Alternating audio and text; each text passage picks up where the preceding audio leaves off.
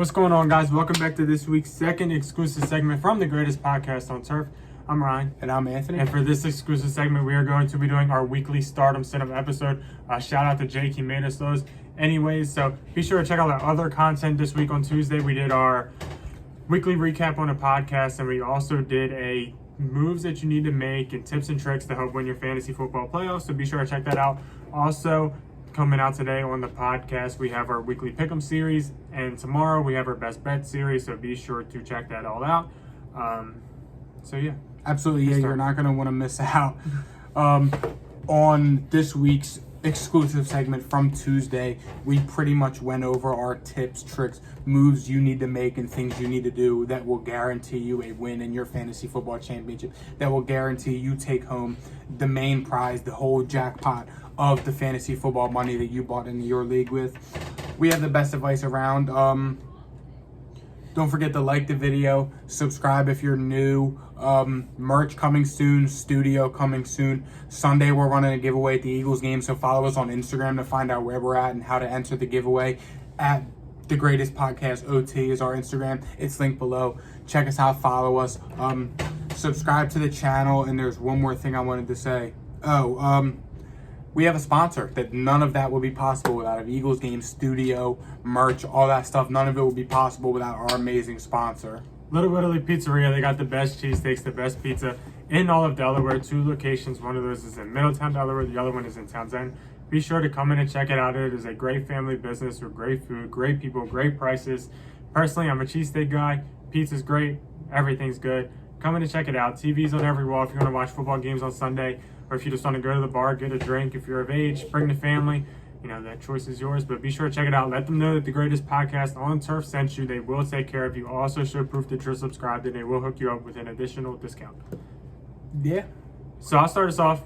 Stardom Quarterbacks. I did a couple because I liked a few matchups this week. Yeah, you did. I'll just run through them really quickly. Taysom Hill at Tampa. If you're scared of Tampa, don't do it. But Tampa allows the 4th most points to quarterbacks, and this is set up to be Tampa blow them out. Taysom Hill get you some 4th quarter points. Runs will be there when it's a blowout. Quarterbacks usually do good. So Taysom Hill. Next one, Tua against the Jets. 8th easiest. Tua also is a fantasy stud when he plays the full game. Injuries is the only thing that really sets Tua back from giving you good fantasy numbers. Usually about 25 points. He sometimes throws picks, but if your league doesn't penalize picks that much, he's a good start. The last one, final one, Justin Fields versus Minnesota. Minnesota is the 3rd easiest, and I can see Justin Fields putting on a hero type of performance on Monday night. Be sure to check out the podcast. I'll give my full advice because I did end up taking the Bears. But Justin Fields, he's a running quarterback, and I think that he can get you good fantasy numbers. All 3 of my guys can run the ball. Justin Fields and Taysom Hill being the majority. Personally, I would rank it Taysom Hill to Justin. Yeah, I like them all. Those are all pretty good options at quarterback, and most of them are probably guys that you can stream as well because they're not owned in many leagues. So bye weeks are over now. If you got quarterbacks with a tough matchup, like the guys we're going to talk about in a minute, or guys are banged up, you may want to look to stream one of these guys. My starting quarterback is kind of an obvious one. I know I saw people on Twitter actually talking about how Justin Herbert is a sit this week. I don't know how credible that is, but apparently people are scared of the Chiefs' defense because how good they've been playing. I'm not scared of it.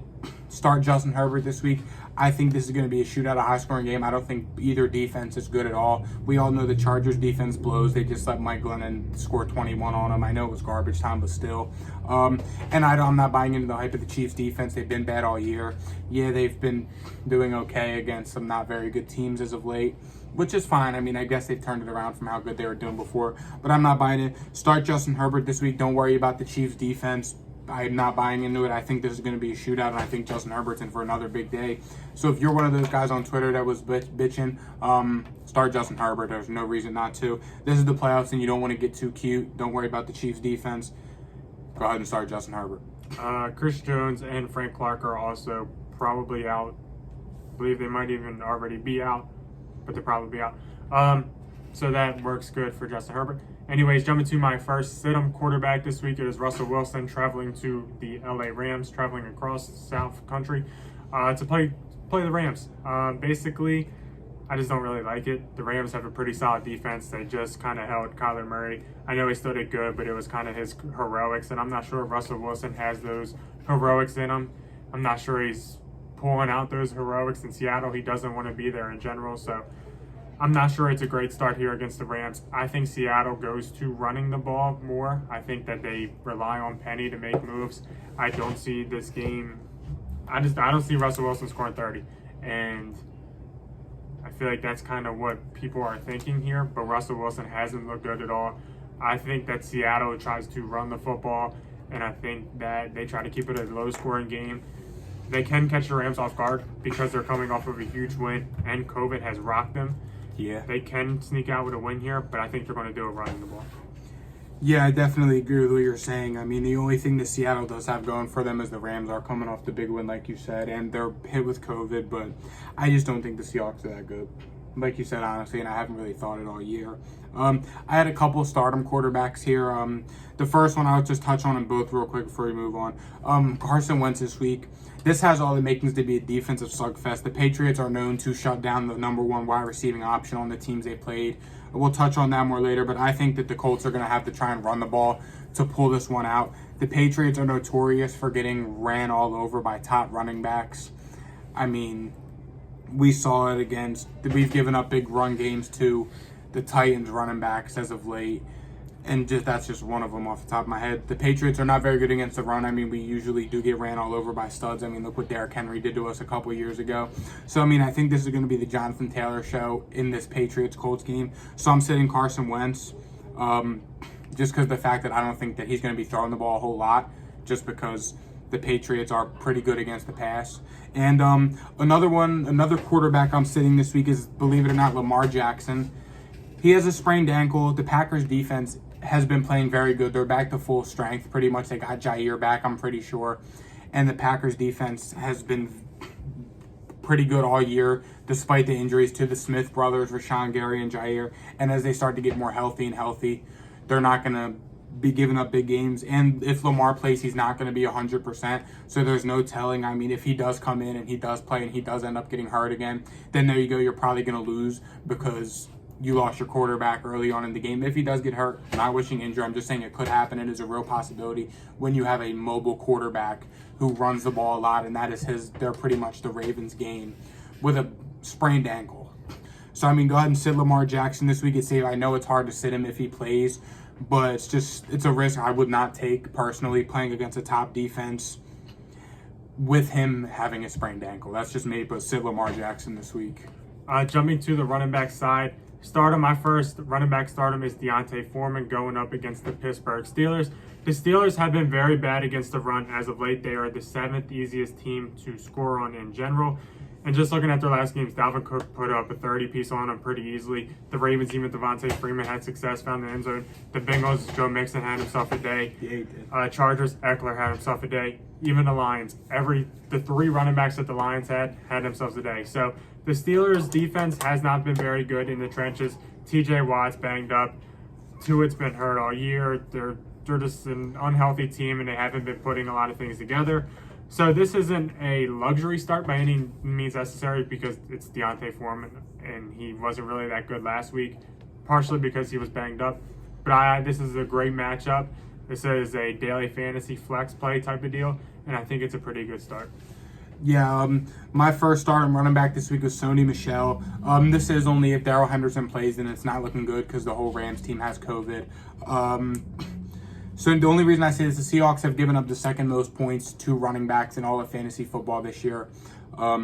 We saw the Texans have success running the ball last week. We've seen a lot of the teams that the Seahawks have played against have success running the ball because somehow, like I said last week, the Seahawks have been fairly good against the pass, which has opened up a lot of these teams to run the ball against them and find success because the fact of the matter is they don't have anyone on the defensive line. So if you have Sony Michelle this week, Sony Michelle has been absolutely killing it. I think in the past 2 weeks without Darrell Henderson, he's had 16 and hold on. I know he had 16 points 2 weeks ago, and against the Rams last week. Against the Seahawks last week. Jesus Christ. Against the Cardinals last week, he still had 8 points. He had 21 points the week before. when Darrell Henderson's there, he has success, but without Darrell Henderson, Sony Michelle knows how to turn it on, show that he's a good running back, same as we saw with the Patriots. He had 20 carries in a shootout game, so that just goes to show that even if it is a shootout or high score, he's still going to get the ball. They're going to get him involved throwing the ball as well. So Sony Michelle's a safe start against the Seahawks this week because this game really could go either way game script-wise, but I think Sony Michelle is one of the safer starts this week for fantasy football running backs, and you probably got him off the waiver wire, so I mean, he's got potential league winning upside this week or playoff round winning upside this week going against a Seattle defense that is god-awful against running backs. My next starting running back this week, this is if James Conner doesn't play, and it kind of seems like he's not going to. He missed practice on today, Wednesday, whatever day this is. It would be, today is Wednesday. He missed practice today. It would be yesterday. So if he doesn't play, look at Chase Edmonds. If Chase Edmonds doesn't play, look at Benjamin. It doesn't really matter which one they're playing against the Detroit Lions defense that is absolutely horrible against the run. Ranked bottom 5 easily. Teams have success against the Detroit Lions running the ball. It's not really saying anything at all. So I would say whatever running back is the RB1 you want to play. I know that's not really saying much, but I would even go and start Benjamin personally, just because of how good the Arizona Cardinals offense is. There's going to be a lot of points coming up on the board for the Cardinals. I think it's a blowout either way. With Hopkins being out for the year, fourth quarter is going to be beautiful for any running back, even throughout the game. Red zone carries, the Cardinals are still going to move the ball in this defense, and this is a pretty good matchup, so I would take the RB1 on a top 5 offense any day of the week. Yeah, that's fair. You bring up some very good points there. And that's saying a lot from you because it is the playoffs, and I know you like to be safe, but take notes. Second stardom running back this week, I'm going with Antonio Gibson.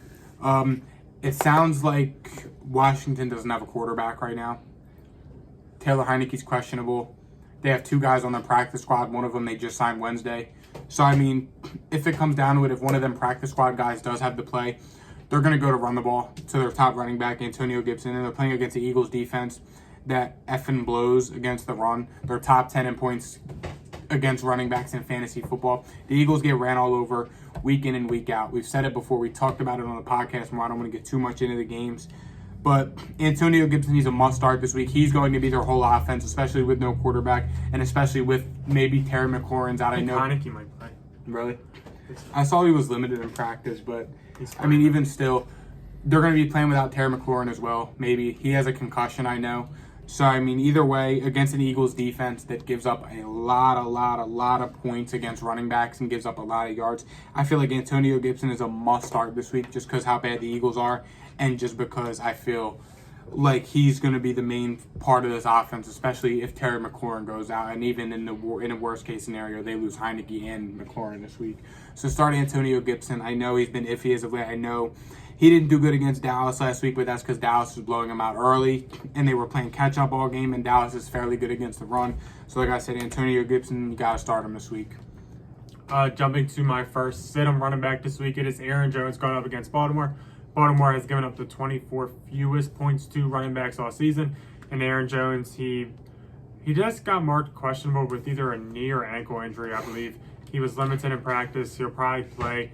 But either way, I'm not loving this matchup for 1, and 2, I'm not loving the usage. He got about 10 touches maybe, and his fantasy day was saved by 2 touchdowns that happened within 1 minute of each other. You cannot count on that for Aaron Jones. I'm probably not sitting him. He's in my flex right now. I'm probably still going to keep him there because my other Javonte Williams is banged up, so he's probably going to end up staying there. If he gets marked as out, A.J. Dillon gets thrown in there, obviously. But with this being a timeshare going up against a pretty good defense against the run, I'm not excited for it at all. Aaron Jones, if he has the possibility of missing a game, that's concerning. Against a good defense, also concerning. A.J. Dillon out touching him, also concerning. So I'd be on the fence starting Aaron Jones. And if you have a decent option on the bench that has been playing, pretty good, like if Javonte Williams was fully healthy, I'd maybe think about it. So keep an eye out for Aaron Jones. Yeah, and also you're sitting Dontrell Hillyard this week, my one and only sit-em running back. he's pretty much back in a committee now with the Tennessee Titans. Dante Foreman was the running back one, and Jeremy McNichols is back in the rotation catching passes. So Dontrell Hillyard is just slowly going downhill. I know it's not saying much, but last week showed a lot. The fact that he only had very limited touches. He only had 6 touches last week. Against a Houston Texans team. He played the Texans, right? The Titans did? I believe so. Yeah, he played the Texans last week. He didn't play the Texans. The Seahawks. Rashad Penny did, Yeah. Either way, you're sitting Dontrell Hillyard this week. It's been a long day. He's in a committee in the Titans running backs now. They got Julio back, so I guess that says something about the offense. They're going to try and throw Julio the ball. But Hilliard is the running back 3 now. McNichols is touching passes. They trust him more, and Dante Foreman is the primary running back. So, yeah, he's definitely droppable. Going off our video Monday, don't feel attachment to these guys. He's definitely droppable now that he is the 3rd running back in this committee. My final sit-em running back this week, and this really isn't saying much at all, so don't give me credit for this sit-em. It is Chuba Hubbard going up against Buffalo. Buffalo's mad. They should be. They should blow him out. I'm not even going to explain this further. If you're starting Chuba Hubbard, it's really for volume purposes only because he will get his 15 to 20 touches. They're not going to be pretty. It most likely won't be a touchdown. The Panthers are in shambles. I don't know who the quarterback is. Buffalo should be pissed off. This is the game that Buffalo tries to get right. So I don't see Chuba Hubbard having a good 4th quarter because it's going to be a blowout. And I don't see him having a good 1st quarter because Buffalo hopefully stops the run. But if Chuba Hubbard has a Jonathan Taylor day, I sincerely apologize. I doubt it, though. I think Buffalo's due for one, and I think this is their one. They're definitely due. I think this is their one. Stardom wide receiver. Yep. Mr. Money with 2 O's. You're starting Darnell Mooney this week. The Vikings are freaking awful against wide receivers for fantasy football. I think they're top 1 in points given up to fantasy football wide receivers. Allen Robinson proved he doesn't want to be there. We saw we've all seen the compilations of him run blocking and blocking downfield, kind of running out of bounds and just not doing his thing. Darnell Mooney's the number 1 target on this team. This has the makings where they're going to be having to throw the ball. The Vikings offense is high powered. Their defense blows.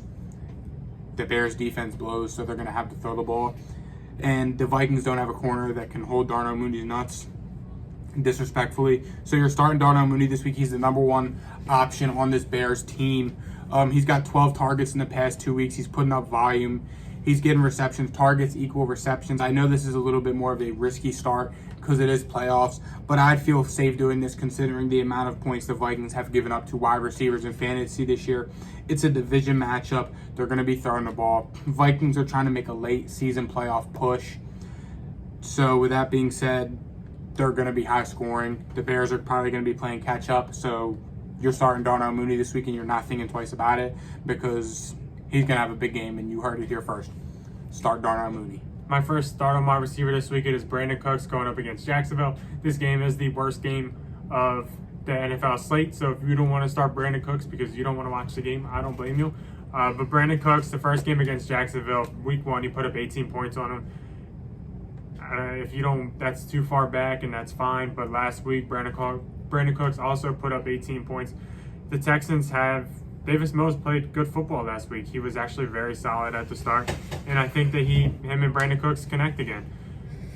He had about 9 targets, I think, last week. So if that's what you want in a receiver, Brandon Cooks going up against Jacksonville, it is a pretty good matchup. Jacksonville isn't really good against anything. Jacksonville is completely in shambles. So Brandon Cooks going up against Jacksonville, in which he already had success against the team, I would start him this week. Yeah, and moving on, I'm going to move on to tight end because I didn't have a stardom or another stardom wide receiver. My stardom tight end this week is Noah Fant. We all saw what George Kittle just did to the Cincinnati Bengals last week. George Kittle finished tight end 1 in all of fantasy football last week. He absolutely killed it, and Noah Fant has pretty much shown, despite his lack of volume, that he is the main receiving option for the Denver Broncos, who blow, by the way.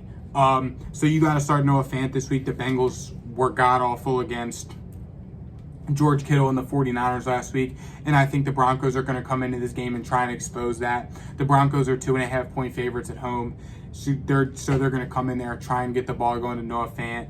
Like you said, Javonte Williams is banged up, so there goes the run game. They're going to come out here, and if they throw the ball, if the Bengals go up and have a good high-power offense, Denver's going to have to throw the ball, and Noah Fant is the primary receiving target for the Broncos, is what we've seen. So go ahead and start Noah Fant this week, just because you have to.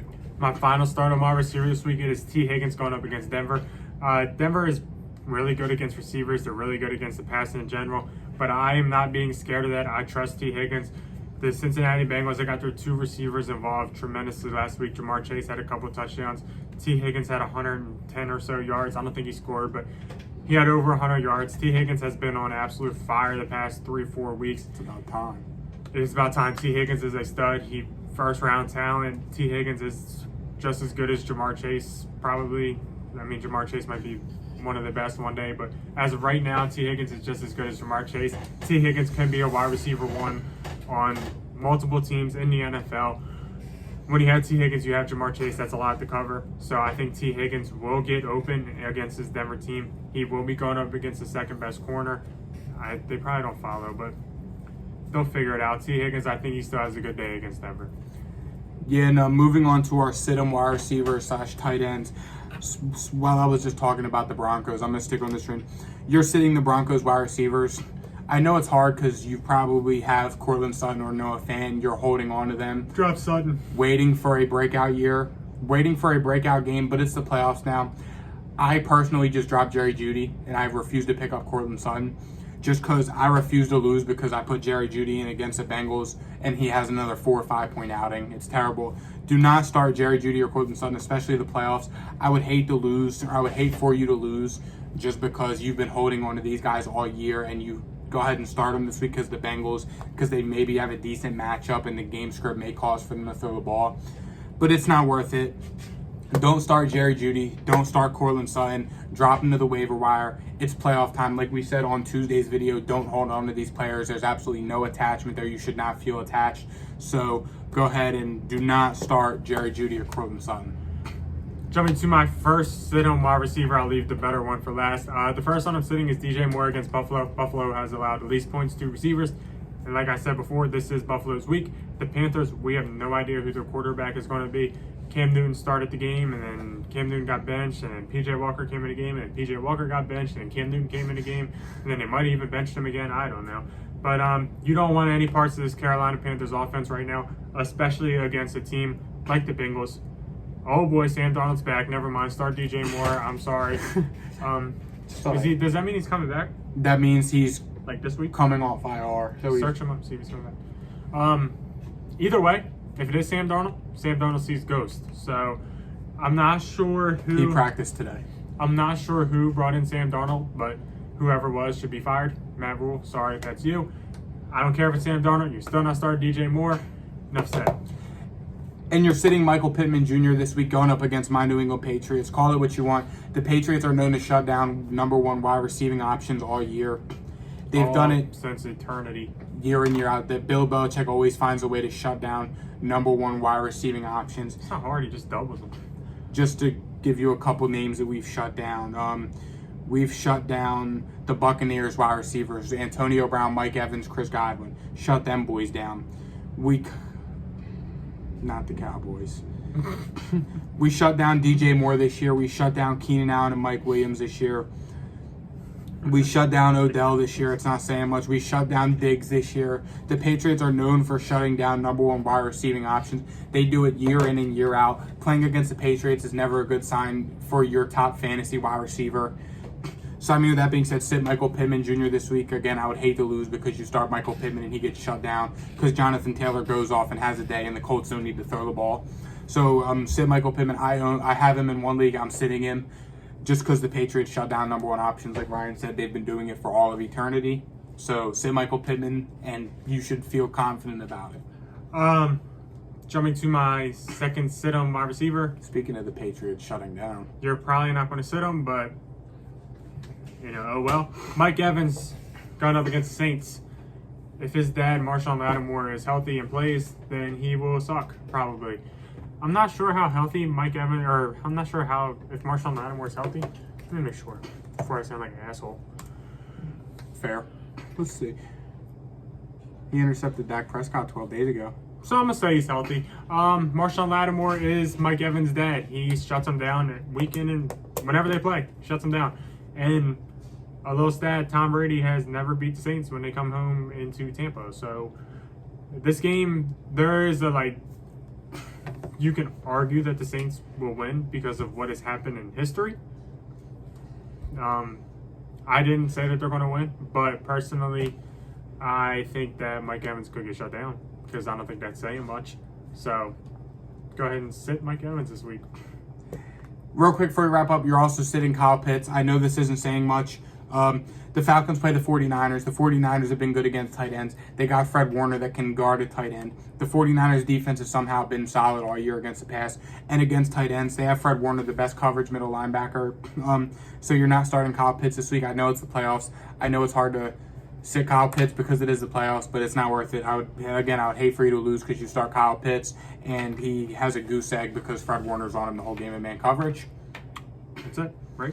Yes, and this is the greatest podcast on turf's playoff fantasy football stardom sit-em. These picks are guaranteed.